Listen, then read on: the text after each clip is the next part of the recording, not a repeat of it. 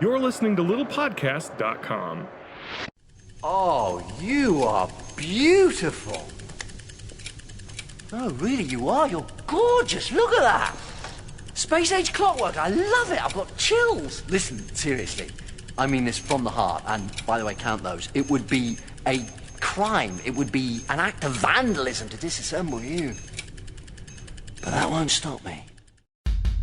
Why you gotta take it there? Retake. This isn't gonna work. We're not talking about any integrity. We are trying to exploit a generation. Ever tell you about that time when I paid for Chinese food with the DVD? The grease is the gravy. You guys played footsie under the table? No. Yes, but that's irrelevant. I can smell Pepto-Bismol from here. It tastes like an antacid tablet. Why are there so many Draculas everywhere?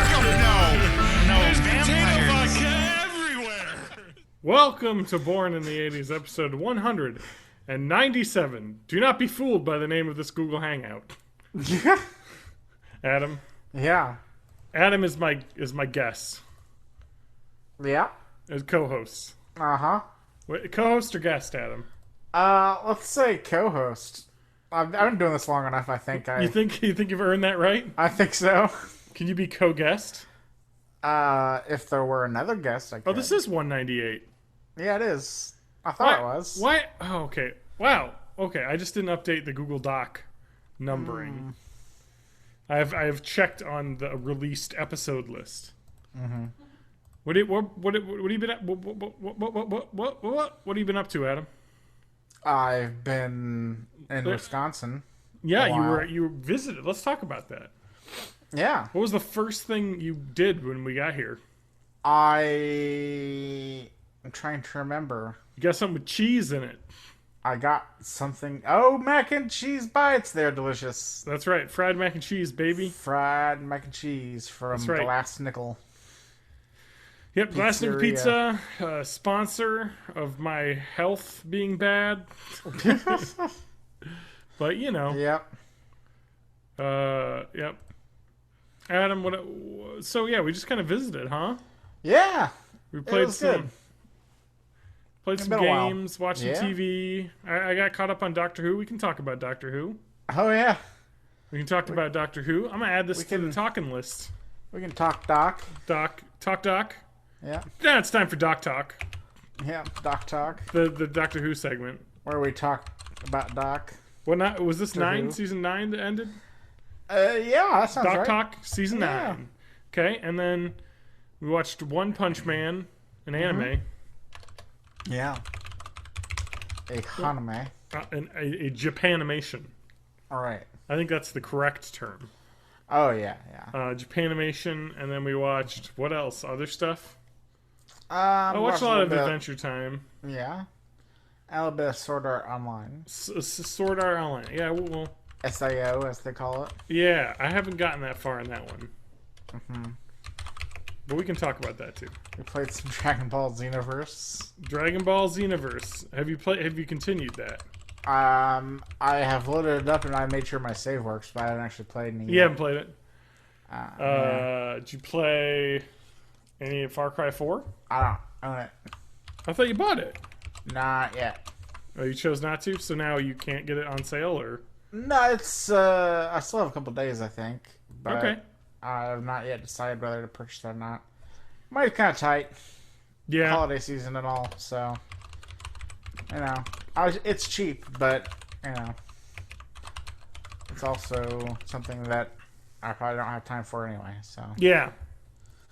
But yeah, that seems like a fun guy. I did see you blow up a tiger pretty awesomely in that. Yeah, so. If listeners want to check that out, you can go to my YouTube channel. Mm-hmm. Which is just, I'll have a link on the podcast. I don't even know what, like, the YouTube channel's, like, hot link name is to, like, give out. Yeah. Let me find it. My channel. How do people get here? I think it's just John Rowe is the name of the channel. Because I think it's just my Google. It's like my Google Plus /genre. Or... I don't know. You just look up John Rowe's channel on YouTube. Oh, okay. And the easiest way to do that is to go to, what's the website, Adam? bornintheeighties.net. That's correct. And then you'll see link on this episode 198's page, página, as they say in Español. I pronounced it like someone who doesn't speak Spanish. Yes. And there's there'll be just a link to the channel, and you can watch Lauren and my girlfriend and I play Skyrim, and Adam and me play what? We played some Divinity Original Sin. That's right. Enhanced Edition. That's we played a ton of that. Uh-huh. There's 20-ish episodes of that available. Yeah. Those will be coming out over months to come. I think I'm gonna try and do one a week. That sounds reasonable. That's not so bad. So let's see. Well, the first 2 should be up already, right? Yes, the first 2 are up already. Because I got so excited. But I think those will come out on Fridays. Those are like 20 minutes a piece. Yeah, so check that out. And then Adam and I have to record more in the future because Adam has to come back up here. Yeah. It turns out. Yeah. He decided to leave part of himself up here. I wouldn't go that far, but I did leave some of my apparel. You left something that I cannot be mailed. Yeah. Or I could be mailed, but it would be a significant expenditure, I think, because it is a significant amount of laundry that you left here. Yeah. You didn't leave like all your socks, did you? No. Oh, that's good. You didn't leave all of one type of clothing? I don't believe so. No. That's good. You left it just a mix. Yeah. Well, and whatever. Actually, most of the stuff that I wear, like for work and stuff, is here, so that's good. You left all your pajama type clothes. Yeah. And I wouldn't say just that, but there's some. Yeah. Just go to like St. Vincent's or a Goodwill or something. I could do that. Just pick up some garbage clothes, you know? Because, I mean, you don't really care. Like, I'd wear sweatpants and t-shirts from Goodwill. I mean, hell, who cares? When I'm wearing at home, you know? I've got like a billion t-shirts anyway. So. That's true. Me too. I could stand to lose like 20 and not really be affected. Yeah, I know. Me too. Yeah. All right. So so you visited for about a week, and we just did some stuff. Yep. I blew up a tiger real good in Far Cry. I did not stop playing that when you left. I figured you probably would. I played a ton of that game. Yeah. Yeah. I'm now like 35%. No, I'm almost 40% through the story. Okay. Or through the game, like completion, not story wise, but like total collectibles, everything 40%. So I burned through a lot of that game. Yeah. And I think the problem was when that game came out. Far Cry 4 came out in like 2014. Was I kind of burned out because the game is kind of difficult. You take a lot of damage from gunfire, and there's a lot of enemies all the time. You know what I mean? Like you play a little bit of it.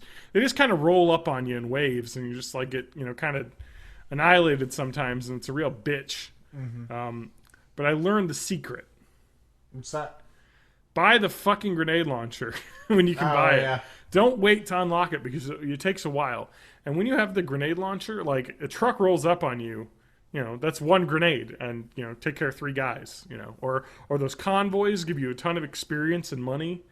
And you can't really do those without grenades. I mean, I've dropped mines before to destroy them, and those work pretty well. And C4 on the road, all that stuff works. But a grenade launcher just for you're looting a little Tibetan palace, getting attacked by monkeys, and then behind you is oh shit, a convoy truck. You blow that up, you get like 20 grand, and you can just do that if you have the grenade launcher. Just turn and all right, goodbye, and it's fun. Yeah, I don't know. I really like that game. I think I was holding myself back by not buying stuff. That was going to unlock later. And that's my tip. Get the grenade launcher because it makes your survivability a lot better. That, and I also got a shotgun, like a signature weapon shotgun. Okay. Yep, and that pretty much 2 shots anything. So a tiger gets up on your biz, 2 shotgun blasts, and he's down. It's the way I thought it was. Yeah. Yep. It's that weapon you got is pretty badass. Yeah. Yeah. The signature weapons are where it's at because they not only do they have if you look at their weapon scores, accuracy and all that, they're usually on default a little bit higher. They also usually have extra crap that goes with them. Yeah. You know, it's like this, like the assault rifle signature weapon that I bought does more damage than a regular assault rifle, and I think it lets you have it's silenced as well, which I don't think the regular one can be. Or the regular one can be silenced, but you have to take the scope off. So this is scoped and silenced. That's cool. Yeah, and the signature weapons you get by just doing quests. So yeah. Anyway, talking about a year-old game, huh? Yeah, But it's real good. yeah, it is. Yeah. I did the alternate ending. Yes, that's what's kind of spurred us to play. Because for listeners that don't know about this game, at the very, why don't you describe it? Because you're the one that did it. Yeah, I guess spoilers for Far Cry 4 if you're interested. But like the alternate ending too. There's it tells you story spoilers too. it does, yeah. Not big ones. But not like, I don't know, what happens to the other people in the story. Just some background you probably would learn later Yeah, I guess. about your mom. Right. So I guess Far Cry 4 starts out with you carrying your mother's urn and passport to fulfill her, I guess, last wish of being putting her ashes with Lakshmani, of which at this point you don't really know what the fuck that is. Yeah. Other than that, it's in Kyrat, which is where you Her and homeland. your family are from. Yeah, her homeland. And presumably yours, you were born there too. I think you were born there but moved to the U.S. at a very young age. Right. And yeah, it's like right when the very first scene starts, the cut scene where you're, I guess you have to provide a passport for the dead person too. You're providing passports to these military dudes at the border. Yep. And then shit breaks loose. And a lot of people, several people die. Your guy who is like your guide is under gunpoint, and It's a real shit show. yeah, it's a real shit show. You're tossed. Like to the convoy ground. gets tossed by a bunch of bad guys, supposedly. And yeah, and then a helicopter comes in, and out steps this badass dude called Pagan Min, Yep. who is presumably the antagonist of the game if you go through the normal progression. He's kind of like an insane dictator of this Kyrat company. Yeah. Country. But you find out really quickly in this cutscene that he knows you, or at least has been waiting for you, because he murders a dude right off the bat saying that they fucked up by murdering dudes. Yep. And at least you're alive. And anyway, bag on head takes you to his crazy compound where you're having this meal and blah, blah, blah, blah. Yada, He starts yada. acting crazy. He stabs a guy in the back with a fork. Yeah, he's got something to be tortured. Granted, that guy is kind of like a freedom fighter against his regime, blah, blah, blah. Anyway, the point is, he walks out to continue this torturing thing and other stuff and says, hey, just chill here. I'll be back. If you stay here, we'll go take your mother's ashes. He's like, it'll be like 10 minutes. It'll be like 10 minutes. I'll be right back. And then he leaves, and it's just you chilling there at the table. Yep. And the game says, go explore. What But song is playing? Should I stay or should I go is the That's intro right. to the scene. Yep. And also, like, he acts kind of weird during a cutscene at the meal, too, where he's, like, licking your mother's ashes and other weird stuff. But Yeah. you find out at that point that they had a thing at one point. Correct. Yep. And that she had taken you to the country with your dad and left Pagan Min there. And he, I guess, was still very much in love with her. Anyway, I sat around and waited because that's not what you're supposed to do. Why not?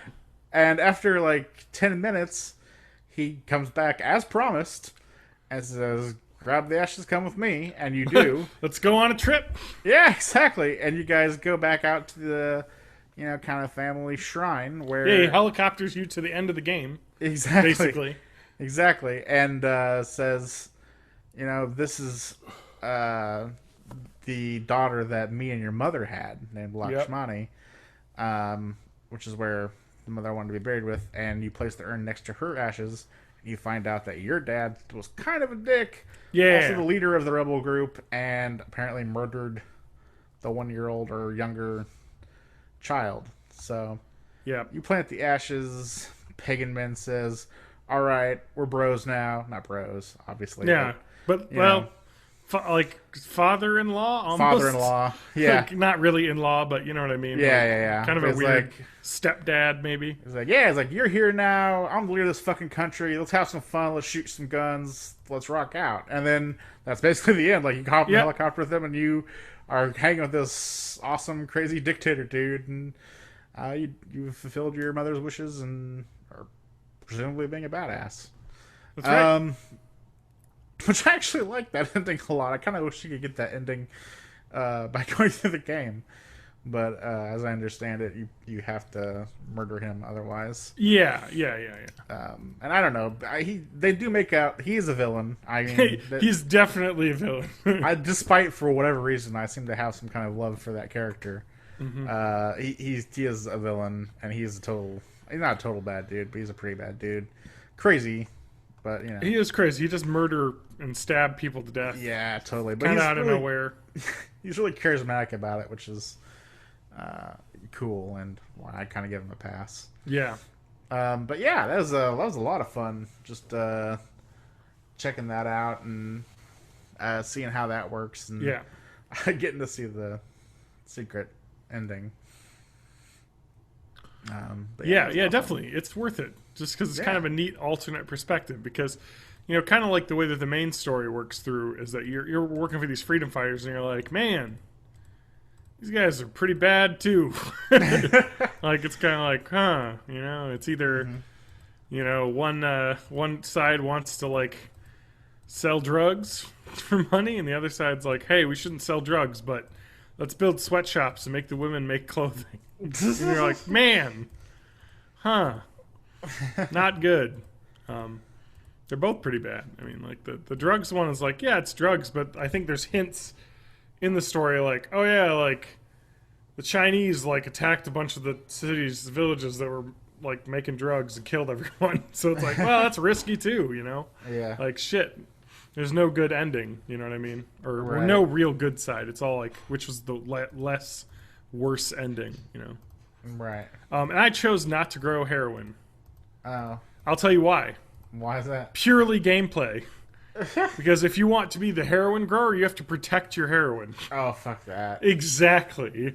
And the other guy's like, just blow it all up. And you're like, yeah, fuck yeah. I'm not defending. Because there's missions where you have to defend like fields from being set on fire. Yeah. And that sucks ass. Yeah. And so, fuck that. I was like, yeah, This- none of this shit. I'm blowing it all up. Because like if I would have picked the other mission, I could have just dropped bombs on everything. And that's awesome. Because that's how I roll. But yeah, the game's pretty cool. I like it. So I'll probably play more of that. I'm going to try and finish that one. Yeah. You know what I mean? It seems cool. There seems to be a lot of side stuff to do. It is. There's a ton. Like, an Yeah. insane amount of side stuff. But, I don't know, pop on a podcast, fly around on your helicopter, and just pick up all the, like, collectibles, basically. It's not too difficult. Yeah, I don't know. I really like that game. Turns out, Far Cry 4, the highly recommended and lauded game from last year, is good. And Dragon Ball Xenoverse is good too. I played a bunch of that, but not much after you left. So, Yeah, I was going to say I haven't really played much since then. but it's pretty cool. I mean, it's kind of like a Dragon Ball Z, which is the Japanime. Yep. And it's a fighting game, kind of like a not like an open world fighting game, but kind of like a single person MMO type fighting. I don't know how to describe it. You do quests in the timeline of the original show.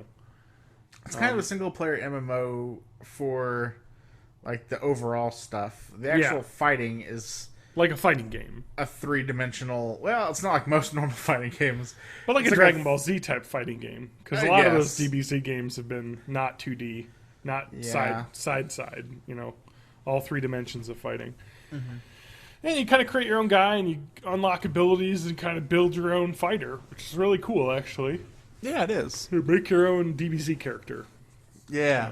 Build your own. Although the options for building were pretty limited, but I made kind that of, guy. but I mean, you had your heavy hitters. You had your Saiyans and your Nameks and your Yeah, whatever and the your fuck those are. Frieza races and Yeah. your boos.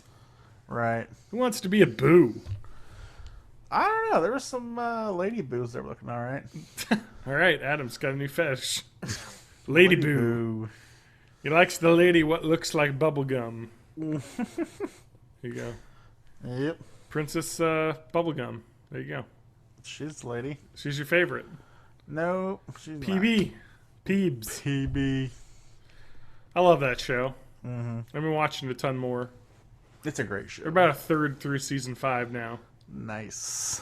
I like the fact that in that show, oh man, people that haven't watched Adventure Time won't know what I'm talking about at all. So I don't want to get too deep into it because it's like, but like Princess Bubblegum is secretly kind of evil. Oh, definitely. But it's not that yeah. secret. Right. I like how maniacal she is about her science. Like just like doing weird experiments on like little candy people and like cutting their yeah. limbs off and Yeah. seeing how they can move, and you're like, wow, that's all right. Well, I guess you're a good guy. Yeah, but yeah, I love that show. And I'm pretty sure she like extracts a candy person's soul to make like some kind of cheese for a perfect sandwich or something. yeah. Oh yeah. I remember that. Yeah, she makes the perfect sandwich, and then Person doesn't feeds it even to like Cinnamon Bun, who just shoves it into his candy innards without eating stomach. it. Yeah, without even And he's- tasting it. Yeah, and she's like, you didn't even get to taste it. Yeah, it was wasted on him. I should have given that to Finn or Jake. Yeah. They would have enjoyed it. I like that show. I do too. It's actually kind of funny because I think there's a separate episode involving Jake making like a perfect sandwich. Oh yeah, Yeah, it's a theme. Sandwiches. yes. There are a lot of sandwiches in that show. there are. Yeah, People really dig food. Mm-hmm. I guess they're in a candy kingdom. So yeah. I was gonna say like there's the Candy Kingdom. So and gotta be Breakfast also food. Princess. That's the one I want to be with. She's like made of like bacon and French toast and eggs. yeah, that's. But wouldn't that be terrible? Because wouldn't you always want to like consume her? No. She's always around that kind of thing though. Like her old castle's kind of breakfasty. Okay. Yeah. Anyway, I don't know. That show's great, and I can't really talk about it too much. I mean, we talked about it already. Yeah. So, did you do anything for New Year's, Adam? Just hang out with family. Yeah. Yeah. Nothing. No special trips. No special drinks or food. Nothing. Special trips. No trips. No. You didn't do anything to We ring had in some. 2016. Well, we had some drinks and we had hypothetically other things. Okay. Yep. You've done a really good job hiding that. Haven't I? Yep. We had kind of a popular drink that came about, which was like, Okay. I think a mix of Coke, Mr. Pibb, and rum with a slice of orange, and you Wow. squeeze the orange in. Okay. That was pretty popular. I was about to say that's what every college kid drinks. What? Dr. just rum Pepper. Dr. Pepper and rum is a pretty big staple. Well, right, rum and Coke is, but yeah, but I've done mixing- Dr. Pepper and rum a lot. I haven't ever heard of that. It's a one. really good combo. I actually had a bunch of that here Oh. with that rum. Yeah. Well, we did Dr. Pepper and Coke and rum and a little bit of orange juice. Yeah, the orange seems good. It was. It was Like good a nice garnish. addition. Yeah. Well, cool. No champagne? No, Wow, that's like the tradition. it's fancy. I don't really like stuff. champagne that much, but oh yeah, but you can get cheap champagne. You can, but I mean, Spend like $10 on a bottle of champagne. no, but I mean, just the idea of like champagne is kind of a fancy deal. I don't know. Oh yeah, says the I don't know, drunks in France drinking champagne on the street corner. Like I don't know, it's only fancy if you make it fancy. I guess You can get the cheap shit. we I just don't did mixed drinks and such. Got to have the bubbly. In my eye, you have to have the cookies. champagne toast at midnight. Nah, So it's a law. nah. And we had champagne toast at midnight. We played a bunch of games. Yep. Played Board games. mostly Jackbox Party Pack. Oh yeah, okay. Got the second one too. It's no good. It's not bad. It's not as bad as you said it was. But there's not. I don't know. Like a lot of the games that are added, I don't really like. I guess the extra, it's more fibbage, right? Well, there's more fibbage. Yeah. Yeah. But like, there's Quiplash wasn't terrible. Yeah, but that's in the first game. Well, this is Quiplash XL or whatever. I know, So but guess I don't know. Quiplash is okay. And then there was I like the sound effect one was kind of fun. Yeah, I think that one was a little bit too abstract though. Maybe, but there's lots. We got some laughs out of that though. Yeah. And I can't remember what the other one we played was. I think at the very end we had to go back just to finish off the Drawful. But the drawing one in the new one is really weird. Oh, the bid, yeah. I heard it was the Bidiots. It's Bidiots. just I watched some people play that. It was confusing. And half of it was people describing the rules for like a long time. And then when they figured it out, it was just like, this is still, I'd rather just draw stuff and laugh at our terrible drawings than add a weird game on top of it. No, Bidiots is not good. No. Which sucks, because Drawful was so good. It was like my favorite part of that first pack. And then they couldn't come up with a sequel, I guess, to Drawful that was fun. Right. It's just because Drawful's so simple. I mean, it's just Pictionary, basically. Like single-player Pictionary. Yeah, where you make your picture and you get points if people guess the correct answer, and then you get to like try and fake people out. It's a real perfect like concept for a game, you know? It is. It's really simple, but really... I mean, it's almost exactly fun. like Fibbage, but with pictures instead of just words. Yeah. Which I love. Because drawing's fun. Adam, do you know who won every game when you and I and Lauren played? You? I didn't win every game. You won one game, but I think I won 3. Yeah. I'm good at that game. That's one thing. Because you have some artistic talent, which is something I think I don't, none of the though. rest of us But do. I have a minuscule amount because I took art That's all it classes in takes. college. Yes, Yeah. I guess I'm good at visualizing a picture and putting it down, even if it looks dumb. In the and land of badly the drawn. blind, the man with one eye is king. Yes, that is true. You're right. So Everybody else is like just no clue, and I like have half a clue of intro to like drawing class. Yeah. A semester. more than I ever took. Yeah. Cool. That's cool. Jackbox Party Pack 2. That's a really awesome. Like, if anyone has like a PS4 or an Xbox One, highly recommend the Jackbox Party Pack 1. And if you like that, get the Party Pack 2. It sounds like. I mean, it's on pretty much any streaming thing. I think we at Mom's we usually put it on like the Amazon Fire they have, Oh, okay, yeah. and it's All on right. like on Roku and stuff too. That's true because you don't really need a controller No, because you play it with your phones. Yes, that's everyone has their phones. the genius part of it. So you just put it. You just have to have a service to put it on the TV, and then you connect to the website on your phone, and then you can like it kind of goes through the internet to play, Right. which works like awesome because it's like you might not have like 6 controllers, or you can have the maximum of 4, or whatever it is on a console, or you can have everyone have their phone, and everyone's got a phone. You know what I mean? Or if you don't, like, I have, like, I think our friend Lance doesn't have a smartphone, so it's just like, oh, we got a spare, like, Kindle Fire or a, Right. any tablet with a, that you can draw on, and that's awesome. So, a genius way to make a party game, I'd say. Yeah. Totally. Yep. That's a fun game. Yep. That's what we did for the most part. Wow.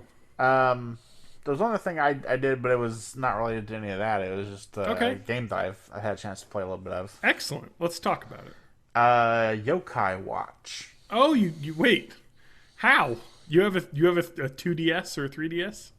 I have a regular DS, but a good friend of mine has a 3DS. Actually, yeah, and he often hangs over at my place and plays Fallout. Yeah. And so I've kind of taken up to when he's doing that. I play been playing Yokai Watch on his 3DS. I see. He actually got it for him for Christmas. Because he's a big fan of Pokemon and stuff. Yeah, I've heard that Yokai Watch game is I think in Japan that game is like absolutely huge. In fact, it didn't do better monetarily, but there was recently, I think, a Yokai Watch movie in Japan. Yeah. And it actually sold more tickets than Star Wars did over there. Oh, wow. Yeah. They were cheaper. It's like a kids, Yeah, it's a kids movie. Cheaper tickets. Yeah, it's not the 3D right like IMAX experience. Tickets that are start at $14 a ticket for Star Wars. Exactly. Yeah. But so it actually more people saw it, but it made less money. Wow. So it is really big over there. It's I guess with no big Pokemon out right now, like since X and Y until presumably Z comes out. Yeah. People have been playing some Yokai Watch. There's actually 2 of them out in Japan. Another one coming out, I think, this spring or summer. And what is a Yokai Watch? That's okay. So Yokai Watch, it's a Pokemon-like game, and a Yokai Watch. Yokai means like spirit beast in Japanese. Yep. It's supposed to be like Japanese folklore creatures. Yeah, like which a lot Shinto, of Pokemon maybe? and Digimon and stuff are based on too. And some of it's like Shinto, but not necessarily. Like Okay. a lot of it's just kind of like regional folklore that kind of spreads and stuff. Yeah. Like Oni ogre type things, and all these the nine-tailed fox like QB, which is shown up in Pokemon and Digimon and Naruto and everything else in the world. Is in there too. Just all these fantastical creatures that Japan is so good at creating, apparently. Yeah. You go around and you catch them and battle them and stuff like that. And so Yokai, that's the Yokai part of it. And a watch is actually just... It's like a physical watch. It's a physical watch that you tell time with. The very first thing in the game happens is like I think you end up at one of these... You're on a mountain catching bugs. And... Yeah. You get one of these like... Those, you put a coin in and you crank the thing or whatever. Yeah. Like a capsule machine or something like that, and I think you get your Yokai Watch that way. Okay. Because it's in like a temple area or sacred area or something like that, and I don't know. Anyways, you later on find out like the town watchmaker is like a fucking yokai in human form, so... Yeah. That's kind of why I guess it's Yokai Watch. Fair enough. But yeah, the watch has like a lens thing that pops up, and you can look through the lens to find yokai out in the world. And I'm sure this is a normally toy invisible. that plenty of little Japanese boys have. I'm sure. A little watch with a little thing on it. I'm sure there's an incredible amount of merchandising around it. Oh yeah, of course. In Japan, and I guarantee you, there's also probably like toys that you can get where you like set it, and then if you look at it through the watch, there's like a little. There's like different colors or something show up, and you're like, whoa. Probably. I mean, that makes sense with the 3DS too, because it's kind of got AR. Isn't that part of the game? Where you view through the camera and you can see like a yokai in the world? So yeah, there's a mode called Yokai Cam, which I haven't used yet. But really, mostly what you do is, you can take a picture. I think you're supposed to do it with like people generally. But like people or whatever. And the camera analyzes it, and it like pulls out whatever yokai might be like inspiriting them, or whatever yokai might be hiding there, or something. Yeah. So there's stuff like that. Because yokai, a lot of the quests in the world are people who are pretty obviously inspirited, like have like purple aura-y stuff coming out of them, and they're doing weird things. And you're like, hey, why are you, like, suddenly super hungry and eating everything? Yeah. Oh, some mischievous yokai has ensorcelled you into doing it. And then you have to, like, find them out in the environment and, punch their lights out or something. Yeah. But yeah, it's similar to Pokemon. It's a lot of fun. The battling system is weird and different, though. Yeah. Not sure I entirely like it. It's not bad. It's just not what I'm used to in that kind of regard. Pokemon's very classic RPG, turn-based. Like And actually, it's usually like one-on-one at a time. Like, Yeah. you're one Pokemon fighting another Pokemon until you knock it out and the next one comes in or whatever. And you're choosing each attack and whether you're using an item, fleeing, whatever. In Yokai Watch, you have like a wheel of 6 yokai. 3 in the front row, 3 in the back. The front 3 are the only ones that actually do any fighting, but they attack on their own. Like, they do their regular attacks and their techniques and stuff like that. Basically, what you're there for is when they charge up their soul meter or whatever, spirit meter, you can do what's called in English a soultimate, which is their ultimate attack. Yeah, you just basically your job is more like spinning them in and out of battle, right? Yeah, and you can spin them in and out of battle because like enemy yokai will inspirit them, and it's usually basically just debuffing them. Yeah. And you can spin them out of combat, and you can hit something to purify them, to clear them of the whatever. It's like a little mini game, kind of. Yeah. Same thing with this ultimates. When you hit this ultimate, choose the person to do it. You have to do a little mini game to charge it up. So those are 2 of the 4 things you can do. Ultimate, you can purify ones, or you can. There's a targeting one, which you can just basically focus attacks on. Like, your yokai will also inspirit other ones and debuff them. You can have them target the down guys to recharge your shit faster and not hit them while they're down. Yeah. And you can also throw items. So, probably the most frustrating thing in this game is, unlike Pokemon, it's a similar thing. Like, you make yokai friends, you befriend them or whatever. Yeah. And they give you a medallion so you can summon them in battle or whatever. So you're basically catching them. Gotta catch them all. Same principle. But Yokai Watch relies way too much on RNG. Because, like, in Pokemon, you just buy a fucking bunch of Pokeballs. Yeah. You beat the shit out of the Pokemon and throw a Pokeball at it. Correct. 9 times out of 10, you're going to catch the Pokemon. Yeah, especially if you use the right Pokeball. Right, yeah. And you can plan ahead. You're like, I need the water Pokeball or the net Pokeball to get the water guy. Sure. Yeah. All that stuff, if you're prepared, you can pretty much, you're going to catch your Pokemon you want. Not so in Yokai. Too much randomness for me.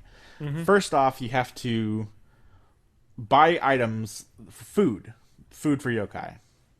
Now, it's kind of a double-edged sword because when you throw food at yokai to make them happier or like you, first of all, you still have to beat the shit out of them. Even if you... It's not like you beat them till they're down and then you throw them food. You throw them just food whenever, and they'll either like it or love it or hate it or whatever. But you still have to, kill them, basically. Like, there's no, I've caught you before the end. It's like, no, you just beat the shit out of them. And also, there's no way to tell what they like until you've thrown it at them. So, every yokai has something, like a favorite type of food. And you basically just have to keep throwing out different shit until you find out what they like. And all these things are not just... These food items aren't just for taming yokai. They also... Every single one that you throw at an enemy, you can also use on yourself for good effects. So basically, not only are you throwing shit to hopefully, make them like you, but also you're throwing away items that might potentially help you in battle, like things that would heal you or fill up your soul meter or do whatever. And presumably those effects actually happen to the enemy yokai as well. Yeah. So... I mean, it's kind of a neat It sounds twist. really complicated. It's really not that complicated. It sounds like something like little kids would be way into and know all of the... It's like Pokemon, but more complicated. Well, yeah, I mean, you can probably go and Google a list of an Excel spreadsheet of every yokai and what their favorite food is and Optimum, all that shit. types and all that. I mean, here's the thing. Even if you give a yokai its favorite food... Yep. And you beat the shit out of it... Yep. It's still I mean, it improves your chances, but it's still well, maybe you get them, maybe you don't. Yeah. And it sucks. It sucks a lot. And it sounds like perfect for the next version to be on phones and, here, just throw a couple more credits in to increase the chance.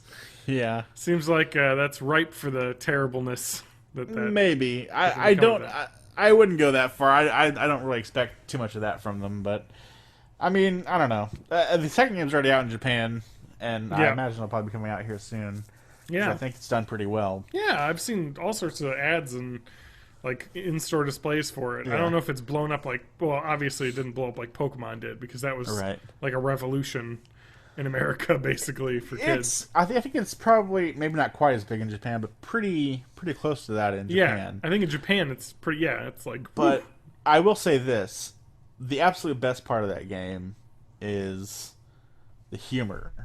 yeah, It is a funny fucking game. Huh. Yeah, it is. I mean, it's all kid friendly too. I mean, you're not gonna find like anything, too highbrow. But yeah, I don't know. They put you in just like all these ridiculous situations at the time. It's kind of funny because your main character guy is like the straight man all the time. okay, Because all the yokai are just kind of ridiculous. yeah, Like, you need to get your yokai watch upgraded so you can, like, see stronger yokai or whatever. And Yeah. you go to the dude, and he's like, alright, you've got me all these parts. This is great. I'll do it. Sorry, though, I've got no inspiration. And they're like, well, why? Well, my lucky underwear, can't find it. Think I left it at the hot springs. yeah, You have to go there after place closed. They can pick it up. That'd be great, but I can't do it because I got yokai shit doing tonight. Whatever. I don't know. So you go there and you have to like fight a boss that's like this weird pig demon that is in the hot springs, like wearing his underwear. You have to like fight him and kill him, and then take the underwear. Not kill him, really, I guess, but defeat him. Take the underwear back to the dude to get the yokai upgraded. And it's just like, and that's funny enough, but like it's just all these little lines like where you're like. The guy's like, so we've done it. We've successfully beat the guy, and we've gotten the underwear. We're like doing great, and the main character's like, yeah, but let's not really advertise that, all right?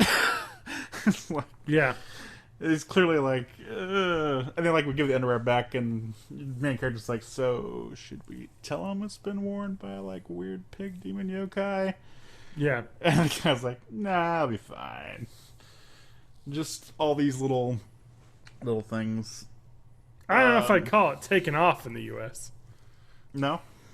I was looking at the sales right now. Although it is VG charts, which isn't going to be the most accurate, but Yeah. looks to be 70,000 copies in the U.S. That doesn't seem to be too bad. I don't know what DS sales normally are. Considering it's 1.4 million. In Japan? Yeah. Or... Yeah. Yeah. Well, this might be one of those things that's more of a slow burn, though, because... No, definitely. Because, I mean, it's kind of bringing a new series over. yeah, You know what I mean? yeah. I mean... A lot of times that first game comes over and, does something. I don't know how to describe it. Like, the first game comes over and does okay. And then the second one is, I don't know. Good. Yeah. Let me see how that compares. Oh boy, let me. What game came out this year? Because is this a Nintendo property? This is not, as far as I know. Well, in the U.S., it's published by Nintendo. Wow. It's what it says. And Nintendo there- publishes Yeah. in the U.S. But Level 5 made Level this 5, game. right. Are the developers. But I mean, if we look at like Fire Emblem Awakening, that in the U.S. actually did better than Japan. It sold 780,000 copies. In Japan did about 700,000 copies. Well, yeah. Um, But is that like in... Also, how long has Yokai Watch been out here? Like, it's only been out for since months, right? like October, I think. October? Yeah, It's like 3 months, I guess. yeah, or November, something like that. It's only been like 2 to 3 months. Okay. But I mean, My like, guess is like something like this will probably grow. yeah. But I mean, like, because like Paper Mario Sticker Star when that came out, Yeah. its first month, I mean, its first week, it did 150,000. Damn. Yeah, But that's a I mean, even still, that's I a know. game with Mario in the oh, title. I know. But I mean, like, I don't think 70K is not a lot. No, it's not. But it's not. Yeah, I get I've what you're heard- saying. It's a good game. It reviewed well. I've heard a lot of buzz about it. I'll say that much. Yes, that's true. And it's a game I hadn't heard about until very recently. But yeah, I don't know. I'll say I've enjoyed it, and I hope it does better because I hope they bring the second one over Yeah. and so on. I think a lot of people also said that like the game is it's all right. The second one's better, but that isn't translated yet. Yeah, so it's kind of like right. this is the game that came out in 2013 Japan. But all Yes, right, that's cool. exactly. Awesome, playing a new game. Yeah. It's I'm- more Fallout too, but I mean, Yeah, whatever. we've all been doing that. Right. Adam, I've been playing a new game What was that? that I've been playing today.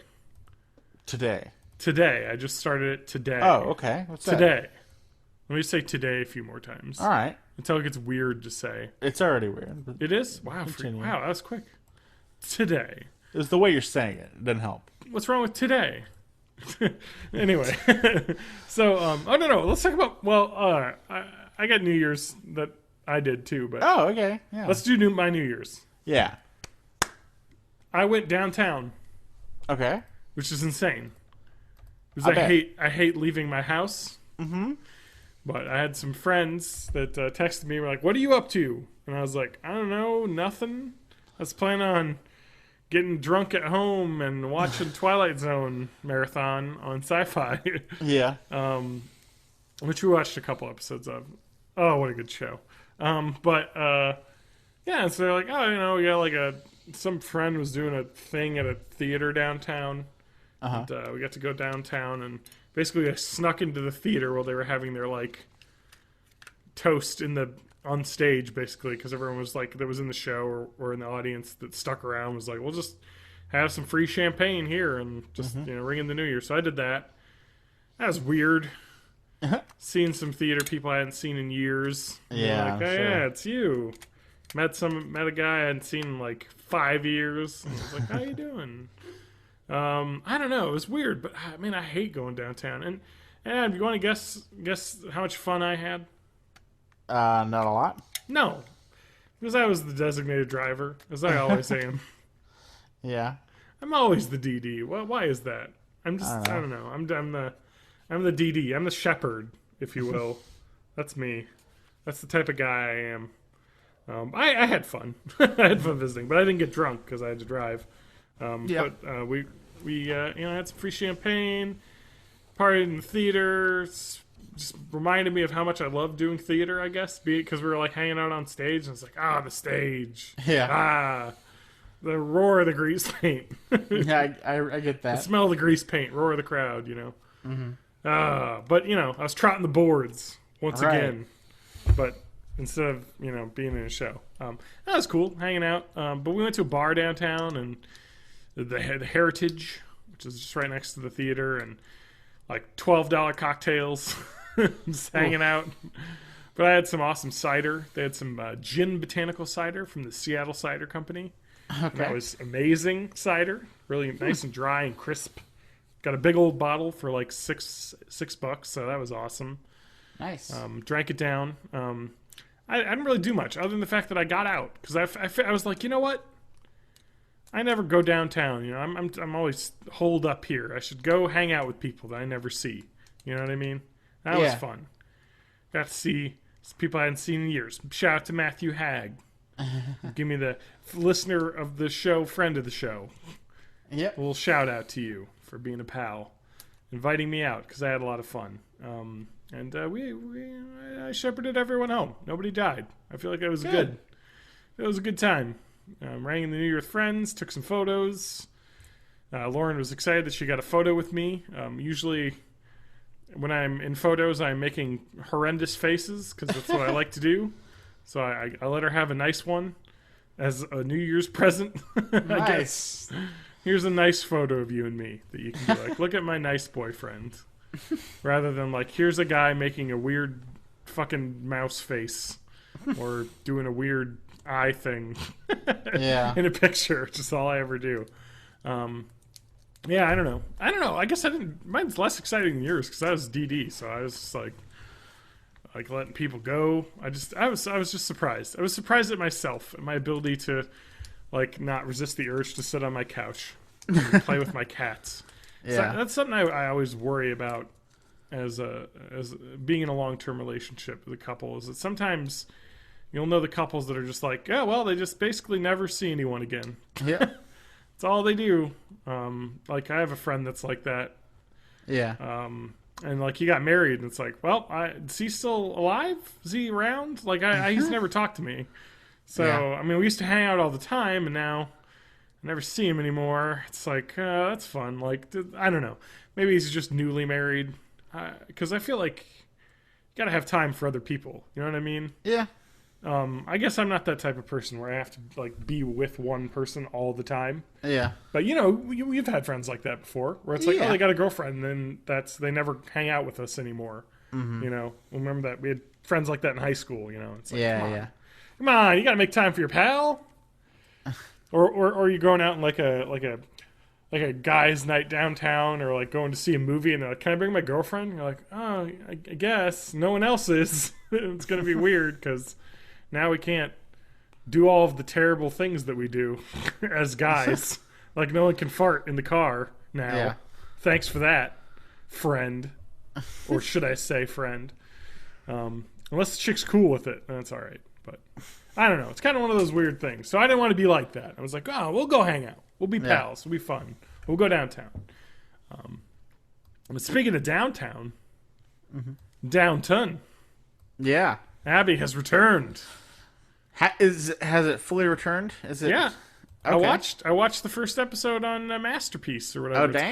damn. Okay. It was on tonight. Wow. I watched it. Okay. It's How pretty was it? awesome. Yeah. Lauren was like, I'm already misty-eyed at the end of the first episode. We're in for a ride here. Yeah. 'Cause, I think they wrap up a couple fun things that were lingering from last season. You're like, Okay. aw. Like, so, there seems to be some, I mean, of course, it's Downton Abbey, so there's not happiness abound for everyone. But there seems to be a couple like, oh, that's awesome. Things are really working out now. And you're real happy for them. I'm looking forward to a marriage, I'm thinking. There may be. We'll see. Good. We'll All see right. how we'll see how that goes out through the season. But Yeah. it's kind of one of those things that you're just happy. And I guess the previews, because of course the show airs in England, like prior to the end of the year. Right. I believe it's a fall show there, and ends with a Christmas special typically.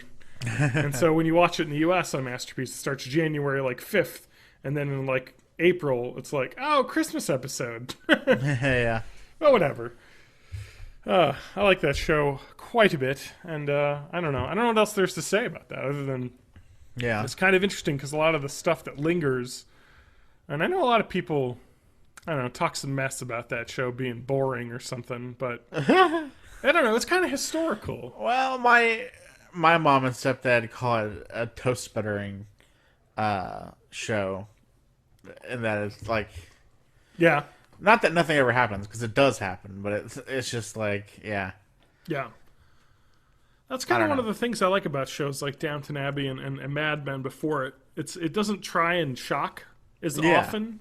There are shocking things that happen for sure, but it isn't like playing up to like making viewers guess from week to week what's going to Yeah, happen. yeah. It's more of just like this is people's lives happening. And you're seeing the highlights of it over years, and I kind of like that a lot. Because it isn't trying hard to like, it's not like Game of Thrones, it's not like, oh, there's deaths and murders and sex and violence in every episode to keep you titillated or shocked or guessing what will happen next week with suspenseful thriller things. It's like kind of just like, here's some things that happen, and certainly bad things happen sometimes, but it's not kind of focused on fans like that. I don't know. Which I like about it, and this season's more of that. Good. Just kind of a lot of the things I like about it is it's kind of like the way Mad Men was, where it was like kind of how America changed from 1961 to 1970. Yeah, there's and this definitely a lot of that in And this is kind of like how World War One basically changed the world. Yeah. We had the Spanish flu in one of the seasons. They had the war itself, completely changing everything. It started with the sinking of the Titanic was what sparked things. And then now is kind of like the rise of workers' rights. Yeah. There's some communism in a way. Feminism stuff there too. Feminism stuff, yeah, like people voting, like workers' rights, Ireland's independence kind of stuff Right, going on, right. and it's really cool. You know, it's like history, like watching kind of a historical drama, which I guess is what it is.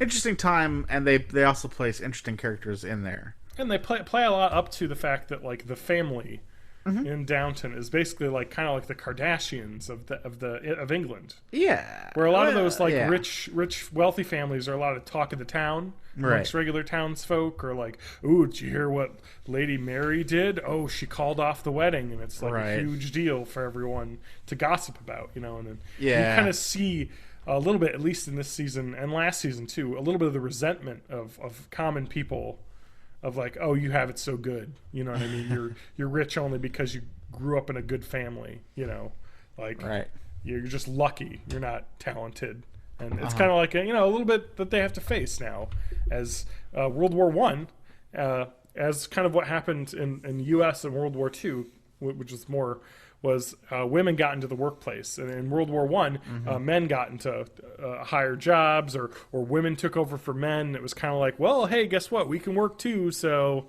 like, society has to change quite a bit. You know, the world didn't end while you guys are away. Exactly, it broke a lot of barriers for a lot of people, and so it's kind of cool, actually, kind of seeing some of that in the background of this family that you've kind of grown to love, and all the family are super not assholes about being rich. Which is kind of what makes them watchable, because like they're rich, but they're like not dicks about it. Like they'll like let people off, you know, let people slide on stuff sometimes. And, well, I was gonna say like are generally level-headed. Even though he's one of the more conservative characters in the show, Lord Grantham is one of my favorites because he definitely sees it as like a thing entrusted to him by the people. Yeah, in that like they've given us these titles. We have to therefore protect them and watch over them. Yeah, like in World War One, they were like, "Hey, we're gonna turn some of our fucking house into a hospital because they need room. Like it's the only right thing to do. Right? You know, like we can't help fight the war over there, but at least we can help the guys that come home. Well, it's even like a lot of those guys who have titles are given honorary ranks in the military, and they're not expected to fight. Right. Grantham totally wanted to be up there. That was a really cool episode where he gets all geared up and he's like, oh, I'm going to ship out and I'm going to help out the guys, and I can be a leader and inspire men to do courageous things. And they're like, no, you're not going anywhere. You're going to stay here. And he's like, oh, like he was looking forward to an adventure at home. Yeah. Yeah, exactly. I don't know. It's really cool though, the way that show does things, and I highly recommend it if you haven't seen it to give it a shot, especially if you like his history. If you're way into history, it's kind of a cool thing, because with all the outfits and the period dialects and all that stuff, it's just awesome to see. So that's back. Looking forward to that being on every week. Yeah. Now you said this season, but isn't it? This is the last season, right? This is the last season. Oh, it's so sad. I know. They're ending. I mean, it's been on for a long time. This is season 6, so... I know. But it's only like 12 episodes a season. It is a shorter show, yeah.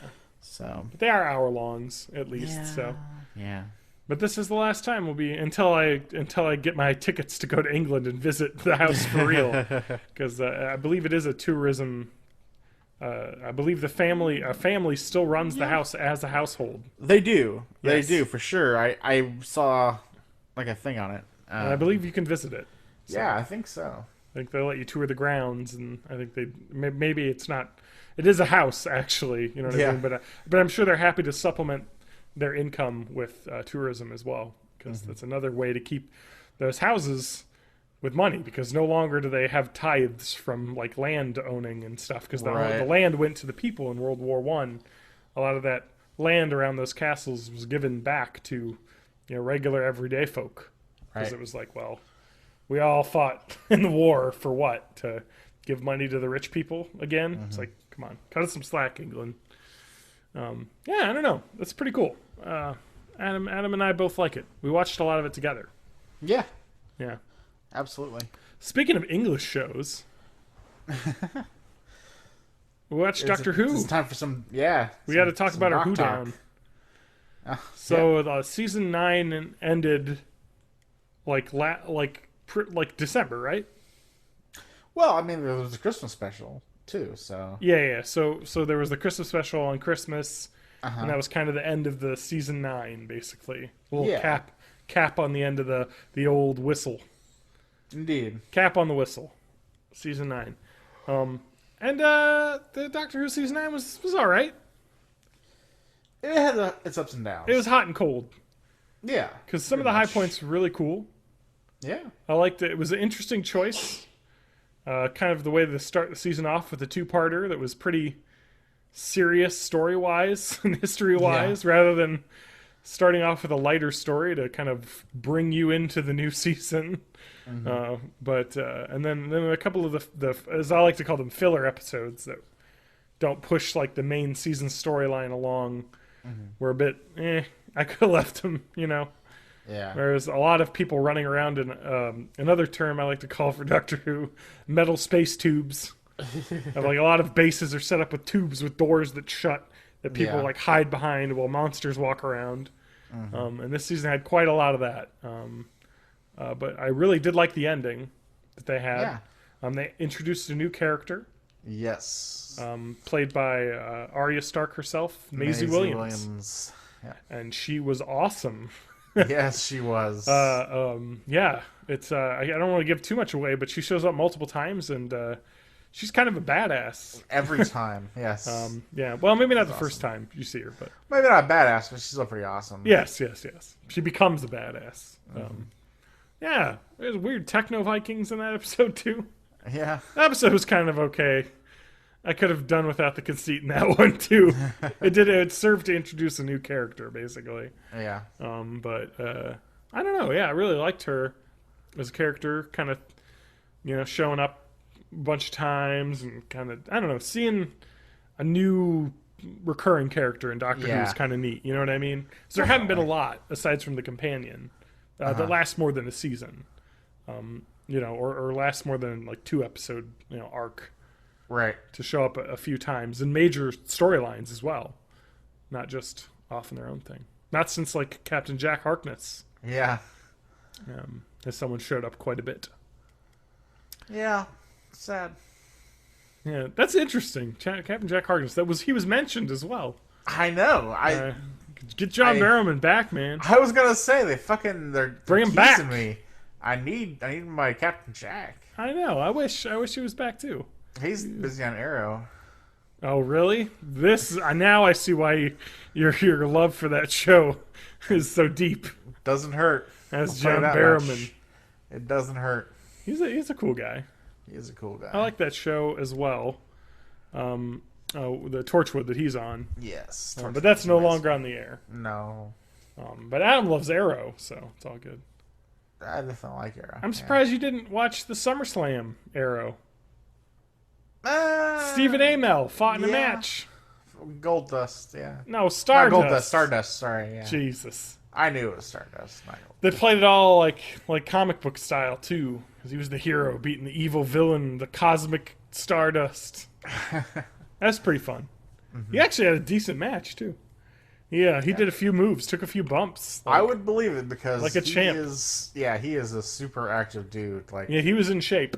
They showed I can't remember what it was. I saw some kind of behind the scenes thing where his training regimen for Arrow and shit, and it's like that dude, he likes doing that kind of shit. He goes all out. He is That's into good though. That kind of thing. Yeah, totally. If you're into that, that's awesome. Like me, I'd rather sit back and play some video games, but yeah. I mean, he likes he's into the fitness thing, into the training, and he's into being healthy.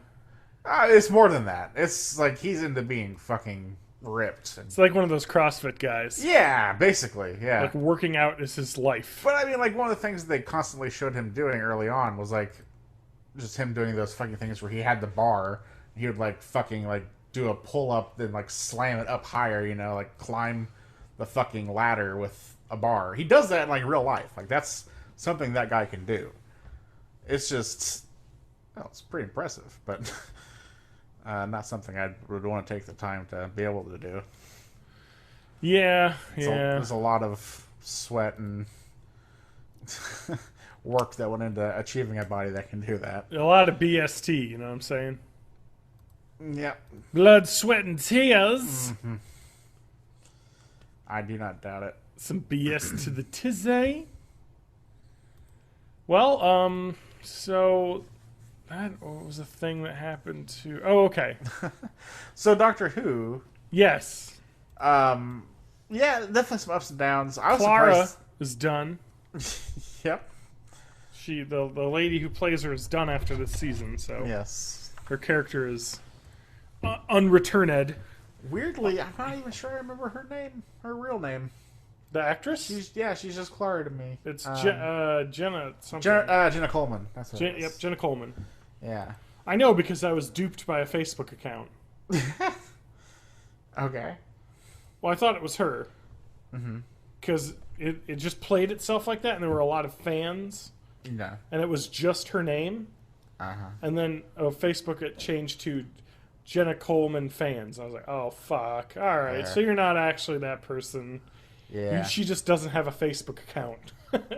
So you took over for her, and now they're like, no, you can't pretend to be this person. Yeah. And so I was like, oh, that's sad. So I immediately unliked that. Because I was like, I want to get it straight from the Coleman's mouth. Didn't I say that exact thing? You might have. I think we talked about this. Straight from the Coleman's mouth. That's where I want to get my J. Cole facts. Yeah. So, Coolio Beans. What is your take, I guess? We didn't really discuss it too much. I love the last 3 episodes. You seem to nod along with me. Yeah, pretty much. I like the last 3 episodes too, but so I always hate it when the Doctor Who conceit is we can't do that. When they can always do that, though. They always do it. That's why those 3 are so good, though, is because, I mean, he does do insane things. Like, I don't know. I did think it was weird that, like, nearly every episode this season was part of a 2-parter. That's true. Other It was than, like, there was one. like 2 one-part episodes in the season. Yeah, pretty much. And then the ones that were like one-parters like had ties to other episodes. Like that Techno Viking episode, I believe, stood on its own, but then it tied in with another episode. You know what I mean? Like,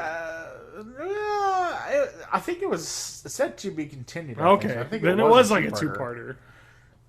Yeah. Although, really, you're right. It didn't need to be. Because it's like this different plot line entirely. It is, just with some side characters recurring. You know, yeah. It's like, wow, that doesn't. Not necessarily a 2-part. Didn't end on a cliffhanger. You know what I mean? And there were a couple others that probably didn't need to be 2-parters, like the Zygon one. That one was really long. It was a 2-parter. I liked it, kind of, but like you said, it didn't need to be as much as it was. It was. I just could have gotten it too across long. in one episode. Yeah, And yeah, I don't know. that's what I was saying. Stephen Moffat's got to hang up the quill. Got to move on to somebody else. I don't know what I if mean? It's his fault or not? Maybe. Well, I'm not saying it's his fault. I'm just saying that, like, part of the beauty of Doctor Who is you got different actors, different companions, different everything's switching out all the time. Yeah. And the writing staff has stayed the same pretty much once it got handed off from Russell T Davies around the end of Tennant's reign. So, it's been Matt Smith the entirety, and then the entirety of this, it's been like 5 seasons with the exact same people heading the story, and it's like, especially with Stephen Moffat spending a lot more of his time with Sherlock and stuff. It's like, because it was awesome when it was focused.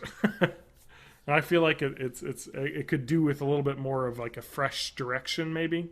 Well, I think if not like maybe more oversight from somebody who's been writing a lot of episodes. I think we might have mentioned it before, but Stephen Moffat may make a better like writer than he does a showrunner, because like he writes a better individual episode than he does a season story. Yeah, because if going back to like the Russell T Davies era, I mean, practically all the episodes that I loved were Moffat written. Moffat episodes, like the Silence in the Library, or the Blink, and others too.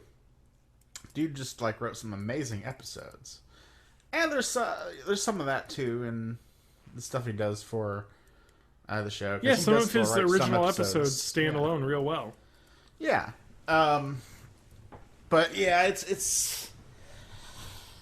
I know what you mean. Although I do kind of hope. I think the showrunner should switch with a doctor. Maybe not a companion.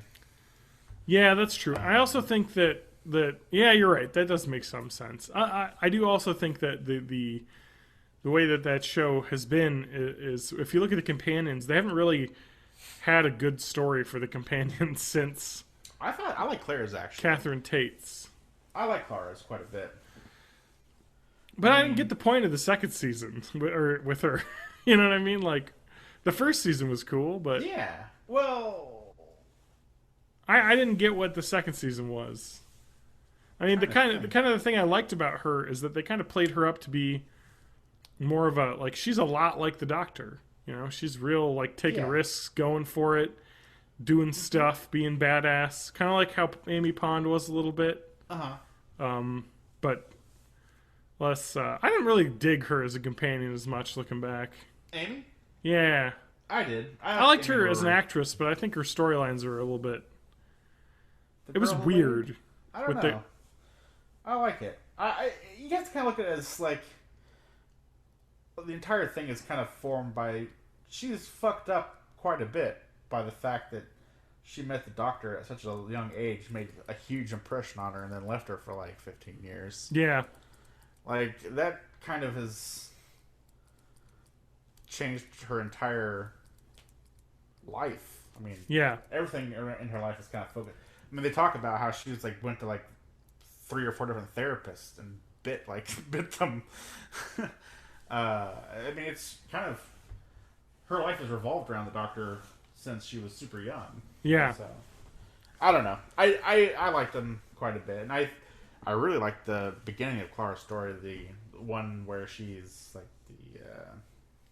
the impossible girl, you know, who's always showing up. Yeah. Well, that was kind of a cool conceit that they tied into the end of that season. Yeah. About how they're always showing up. And they really, like, and the thing they did with showing her super early on, like, even with when Amy and Rory were still around with the asylum thing is was great. Yeah, I don't know. I just for some. I mean, I'm not saying the show was bad. It does feel like it isn't progressing forward. It's just kind of doing the same thing again. It didn't push things forward. I really like the ending of this. I mean, I don't know what you mean by didn't push things forward. I mean, Gallifrey's around again now. Yeah, but that's been the case since like the end of Matt Smith. You just got to see it finally.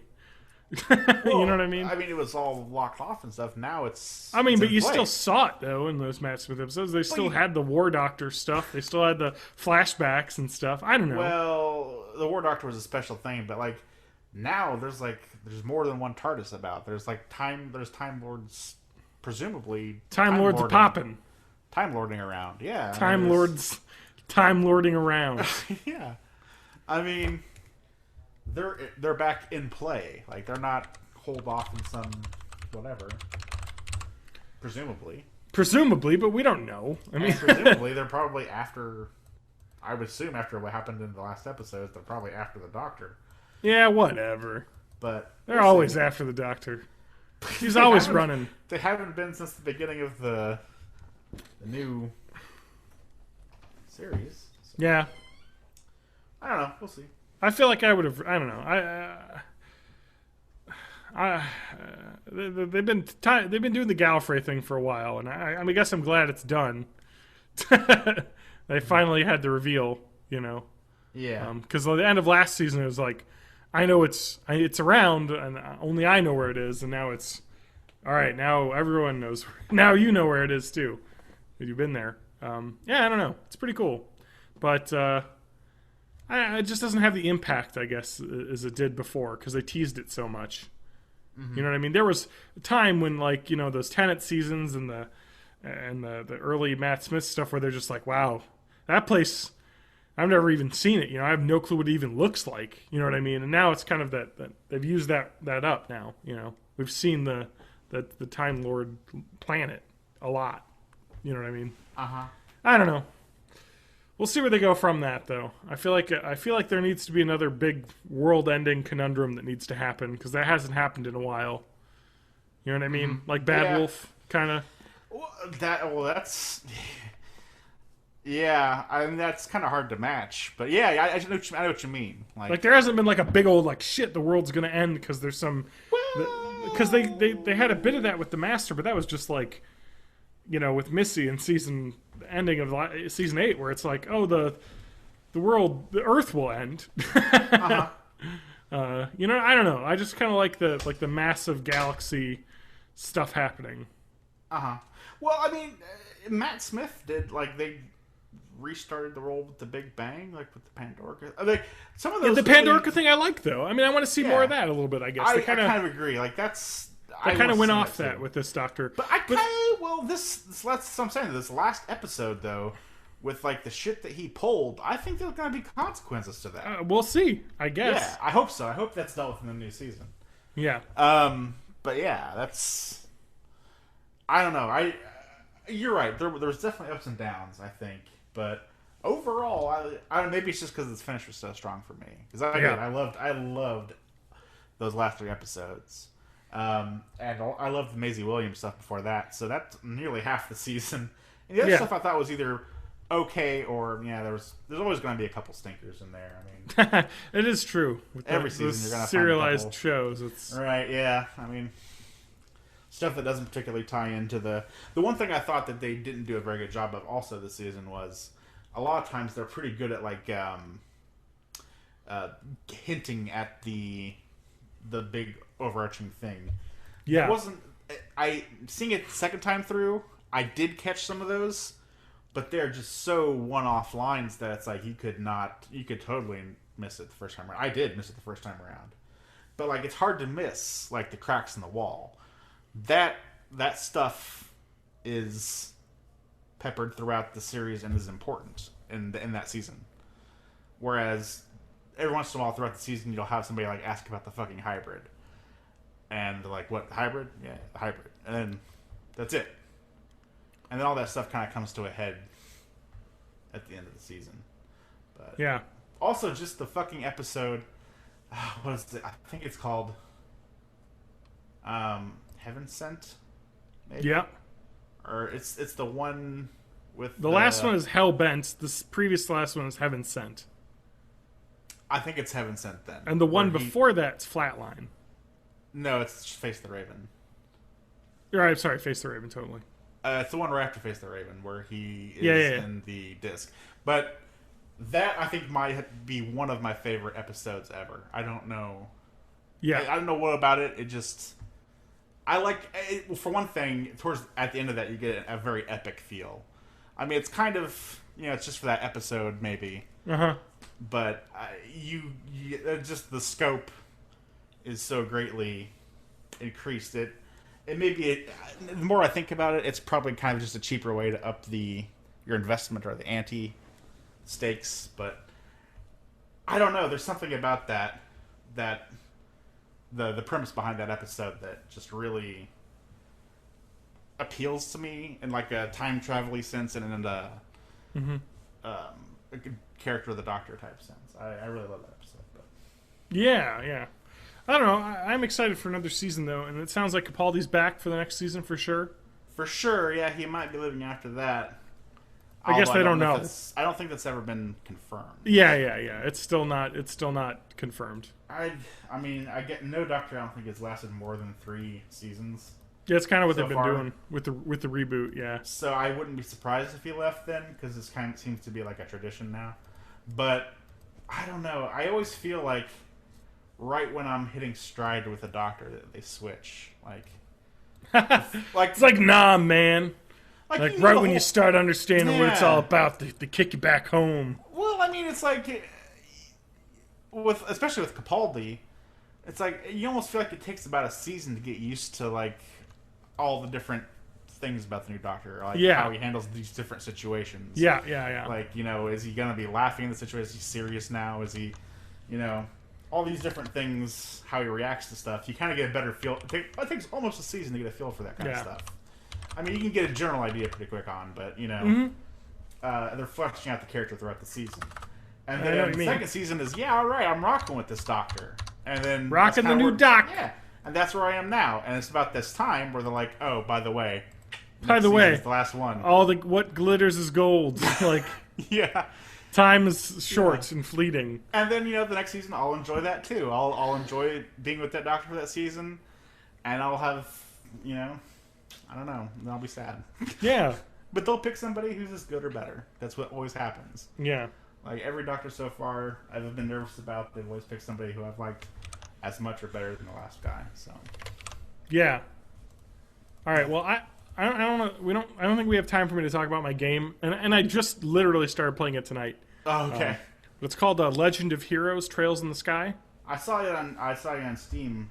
That is a Steam game, Yeah. but it is, I believe, based on a. Not based on. It's a port of a. Legend of Heroes: Trails in the Sky. It's a port of a PSP game from 2004. So it's super old, and I guess it's like a super beloved. It says one of the most beloved RPGs makes its way to PC. I think it was a very well received PSP game, I guess. And I'll talk more about it next week, I guess. I'll tant that for next week because I bought it. I think it's $10 on Steam during the sale here, so it's half off. Yeah. Oh, that definitely sounds interesting. I can't believe anybody played it though, being on PSP. Oh, PSP was huge in Japan. That's true, I guess. Yeah. This Falcom company, I guess. This is their most. It's East, the developer of East Falcom. Yeah. This is their most popular and best-selling franchise in their entire 30-year history.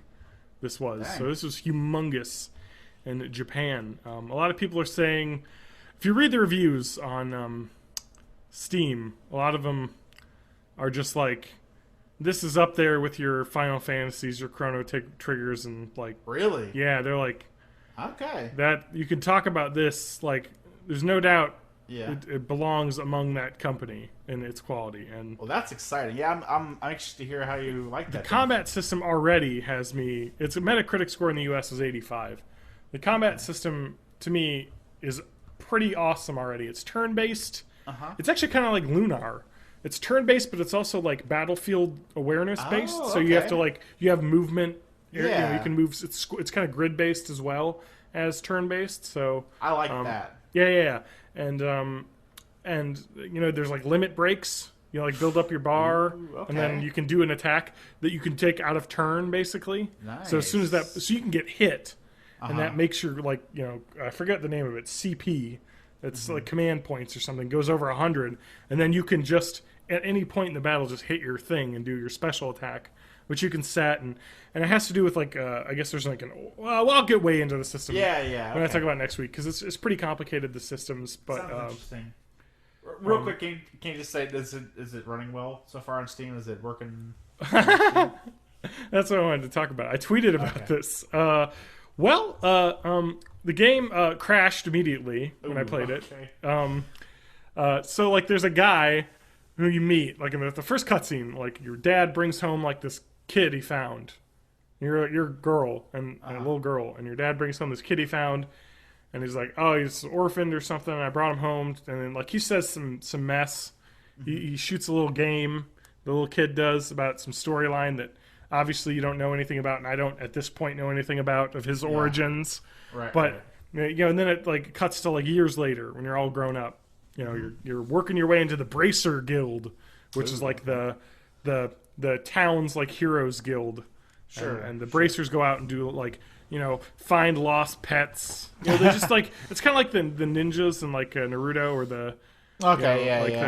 they go out and do various tasks for the country. Task basically. Rabbit. They're Yeah. Special Forces Task Rabbit. It's the gig economy comes to the fantasy world. Right. No, but it's kind of what it is, and the characters seem real fun. The kind of anime stereotypes, but in a fun way. In a real. I don't know how to describe it. It's kind of like a movie. It's like Star Wars. They went safe with the characters. It's they feel like our JRPG characters, but they're fun. You like them. They're the archetypes. You got the Safe archetypes. The main character's a hard-headed, kick-ass girl with the staff, and you know, she's a little bit, you know, like kind of Naruto-esque, like a little bit. Yeah. Talks a big talk, but she can play a big game too, you know. But she talks big. And not super talented. Hard work wins the day, kind of. Yeah. She is talented, but you know, she is a bit of a ditz. You know, kind of like messes up the small. Yeah, I see.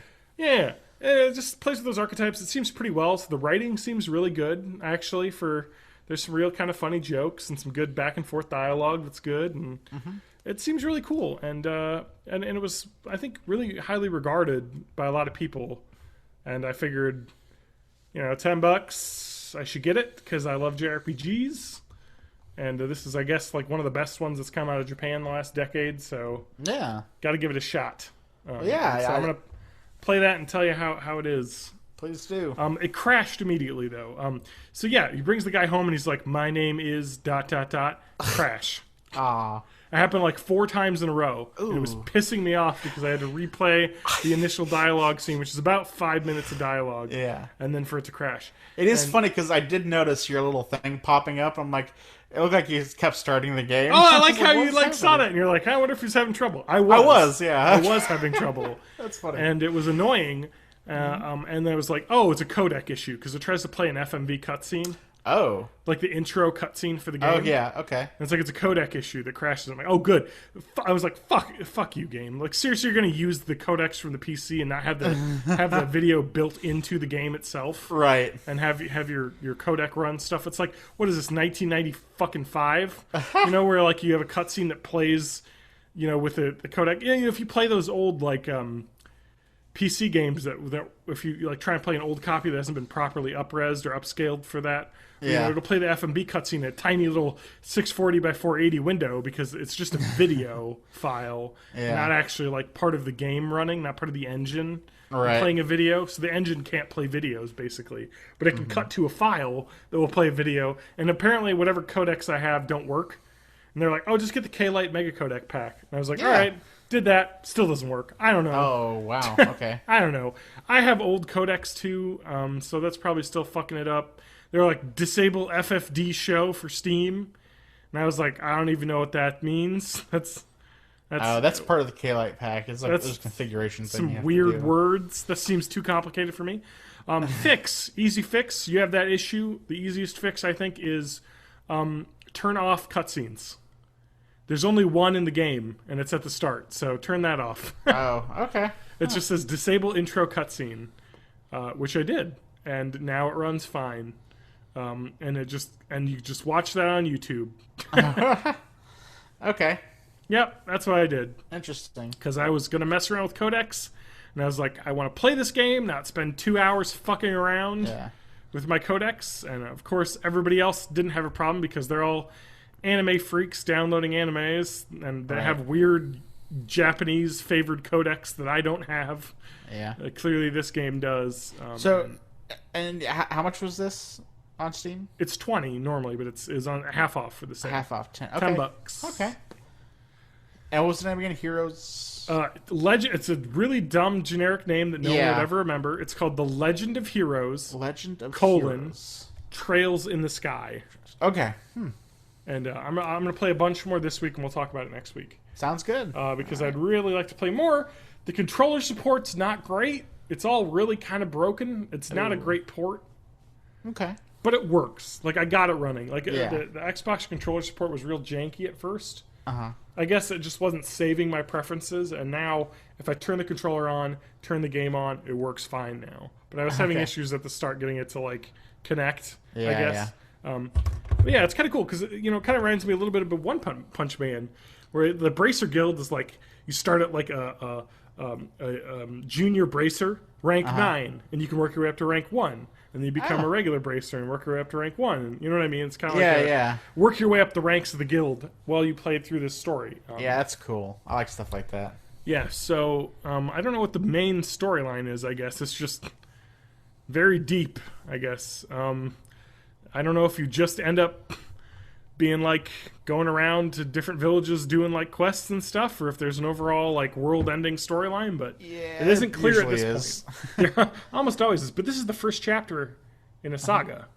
Okay. And supposedly I think the second chapter just came out. But I don't know if you can buy that on Steam right now. But may have just come out in Japan or on PSP or something. I don't know. Anyway, that's what I'm up to, and I'm going to play a lot more of that, and I can report back next week. All right. That's my goal, to play a bunch of that. Sounds good.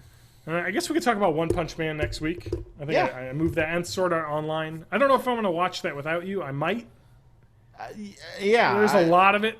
There's a lot of it. I would probably go ahead and suggest just watching that because there's probably 50-ish episodes total. Yeah. We got through 6, 7 maybe.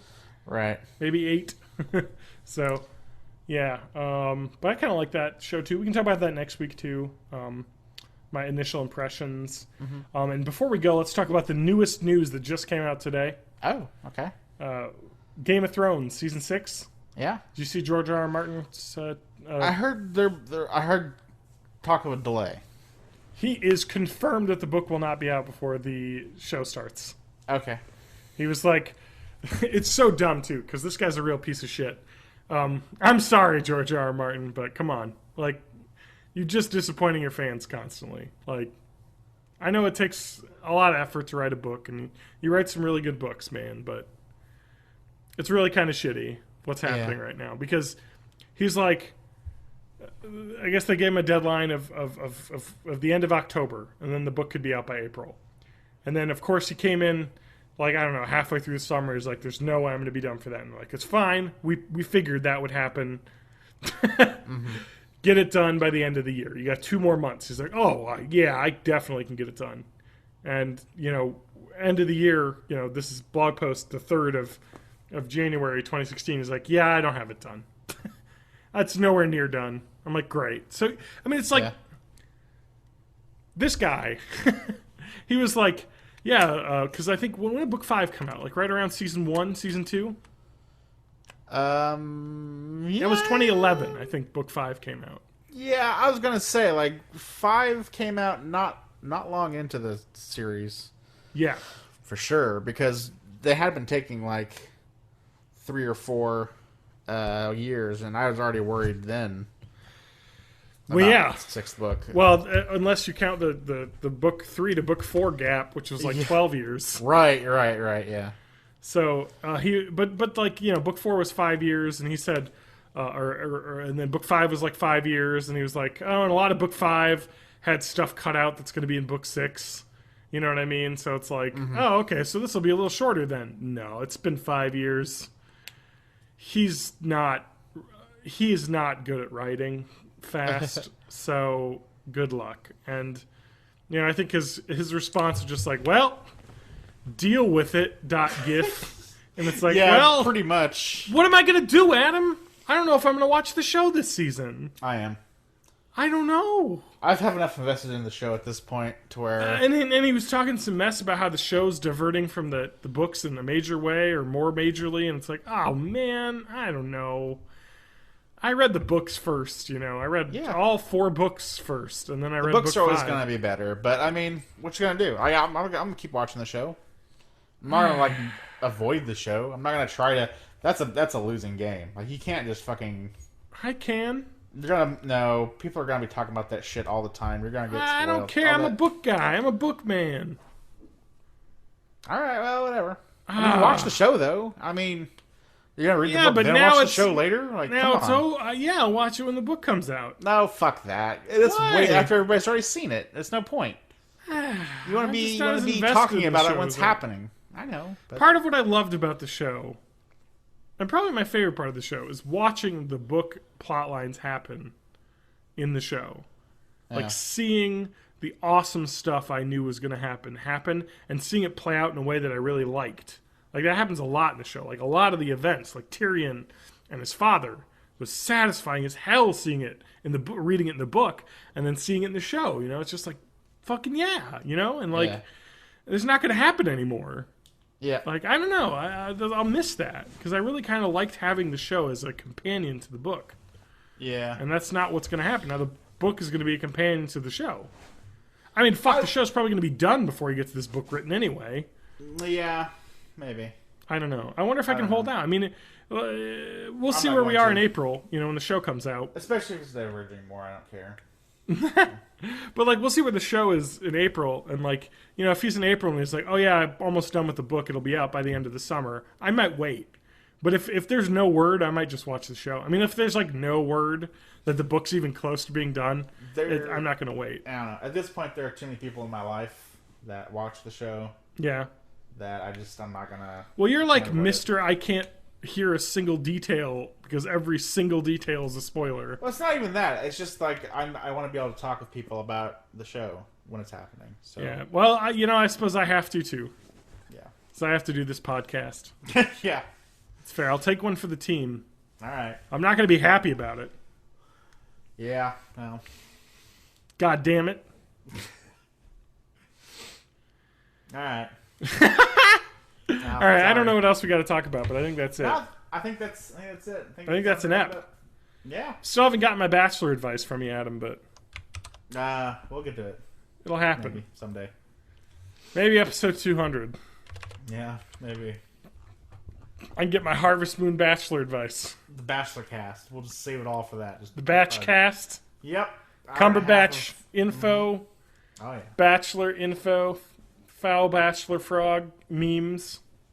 How to bake a batch cookies. How to batch it up. We never had a cookie tote. Make a batch pie. Oh, we didn't. I actually have one right now too. You fucking bitch. Oh, they're good. Fuck you. Oh, they're good. So tasty. I made an egg bake. I saw that. Egg casserole. Yeah. Guess what was in it? Egg. Turkey bacon. Egg. Bread. Yeah. Red and green pepper and onion. It was a Western omelet egg bake. Sounds tasty. It was fucking awesome, and I cooked it myself because I'm a badass. Nice. That's my bachelor advice, by the way. Right, Adam? My advice is... If you want to impress... My advice is date someone who Okay. knows how to cook. But that's part of my advice. If you want to impress a prospective mate, have a real good skill like cooking. Yeah, that's true. Because, like, that is attractive. Like, oh, shit, is. they know what they're doing in, like, a real life way. You know what I mean? So if, like, you like someone who cooks, I do. that's awesome. Yeah. I'm that person in my relationship. That's great. But, I mean, like, that's what I'm saying, man. Like, learn if it's not cooking, it's something else. Like, some other life skill, you know? Like the real world skill, like handyman stuff or something if you can't cook. Because chicks, you know, or dudes dig that. Like, someone else... You know, it shows that you're a responsible person in a cool way. And it's like, oh, I can cook this awesome thing. Don't you want to hang out with me more? It's like, yeah, kind of. Yeah, so anyway, that's my advice. Adam, what's your word of the week? Word of the week. Word of the week. Word of the week. Happy New Year. That's Oh, that's nice. Thank you. All right, and with that, we'll end. All right.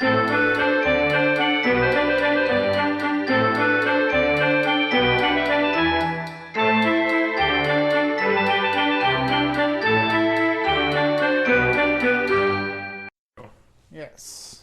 You're on Susu Studio. No. No. I'm on Studio, not Susu Studio. Not Susu Studio? No. I find Let me that just double to check be- the levels here. This thing's a little too flamboyant for me. Really? No, I'm just kidding.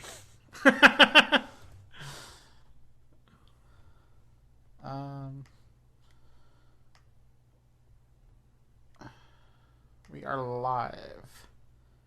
Correct. All right, Adam. Yes. Is that the level of talking you're going to be happy with? Yes, I am doing a Werner Herzog tonight. Okay, wow. Awesome. Werner, how's it been? It's great. Oh, man, what was the... somebody posted something on Facebook that was... which was like a Werner Herzog, like canned meals. Yeah. And it said like, to sustain your short and pointless life. Yes. That's him, man. Yeah. Downer. Coolio. Yeah, he is a little bit of a downer.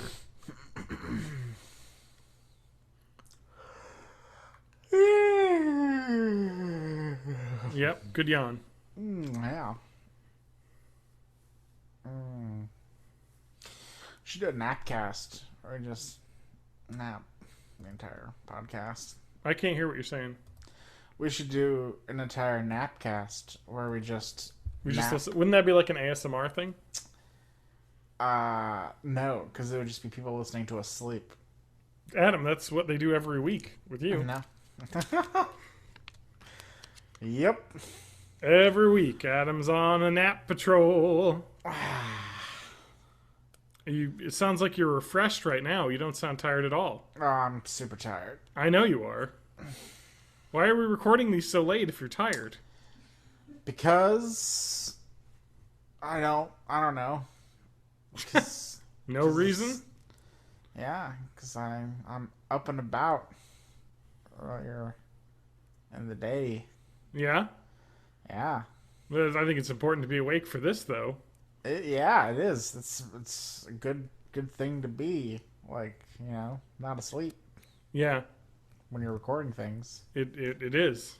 Unless you're in an appcast, which I still think, we should consider that.